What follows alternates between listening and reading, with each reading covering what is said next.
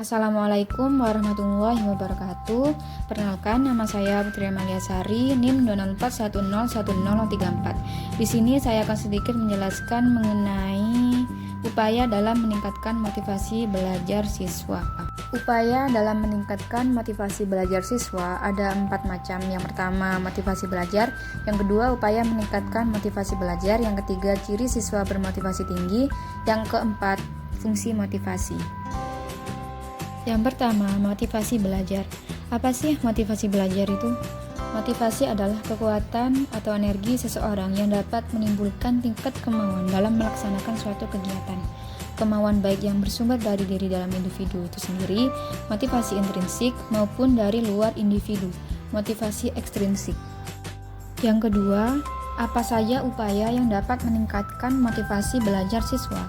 Yang pertama, kompetisi persaingan, baik yang individu atau kelompok, dapat menjadi sarana untuk meningkatkan motivasi belajar. Karena terkadang jika ada saingan, siswa akan menjadi lebih bersemangat dalam mencapai hasil yang terbaik.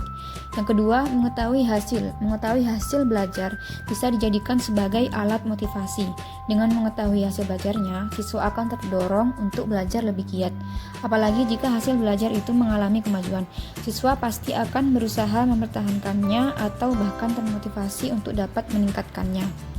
Yang ketiga, hadiah. Hadiah dapat menjadi motivasi yang kuat, di mana siswa tertarik pada bidang tertentu yang akan diberikan hadiah. Yang keempat, pujian. Apabila ada siswa yang berhasil menyelesaikan tugasnya dengan baik, maka perlu diberikan pujian. Pujian adalah bentuk reinforcement yang positif dan memberikan motivasi yang baik bagi siswa.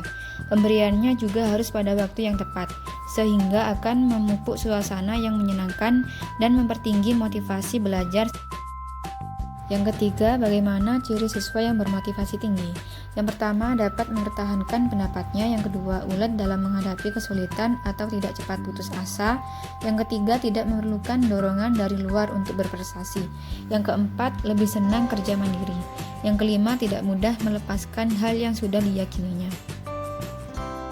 Yang keempat, apa saja fungsi motivasi? Yang pertama, motivasi sebagai pendorong perbuatan. Motivasi berfungsi sebagai pendorong untuk mempengaruhi sikap apa yang seharusnya anak didik ambil dalam rangka belajar. Yang kedua, motivasi sebagai penggerak perbuatan. Dorongan psikologis yang melahirkan sikap terhadap anak didik itu merupakan suatu kekuatan yang tak terbendung, yang kemudian terjelma dalam bentuk gerakan psikofisik. Yang ketiga, motivasi sebagai pengarah perbuatan. Anak didik yang mempunyai motivasi dapat menyeleksi mana perbuatan yang harus dilakukan dan perbuatan yang perlu diabaikan. Sekian dari saya, kurang lebihnya mohon maaf. Wassalamualaikum warahmatullahi wabarakatuh.